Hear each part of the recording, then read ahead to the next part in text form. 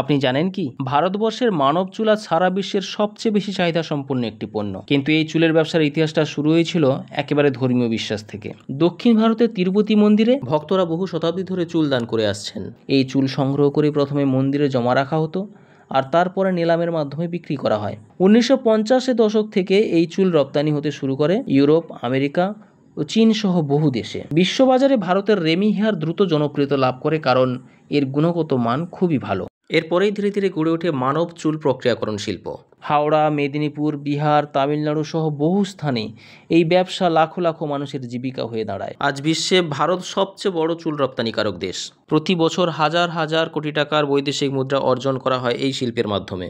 তবে বর্তমান সময়ে প্রচুর পরিমাণ কাঁচা মাল প্রক্রিয়াজাত না হয়ে সরাসরি বিদেশে রপ্তানি হচ্ছে, ফলে প্রক্রিয়াকরণ শিল্পে দেখা দিচ্ছে কাঁচামালের অভাব। খুব স্বাভাবিকভাবেই এই শিল্পের সঙ্গে যুক্ত লাখো লাখো মানুষের জীবন জীবিকা আজ প্রশ্ন চিহ্নের মুখে। তাই এই শিল্পকে বাঁচাতে সবাইকে একসঙ্গে হাতে হাত রেখে লড়াই করতে হবে। শ্রম দপ্তর ও বাণিজ্য মন্ত্রণালয়কে সম্ভাব্য ক্ষতির পরিমাণ অনুমান করাতে হবে, কারণ চুল প্রক্রিয়াকরণ শিল্প শুধু শিল্প নয়, তা গ্রামীণ অর্থনীতির ভিত এবং জীবন জীবিকার আধার।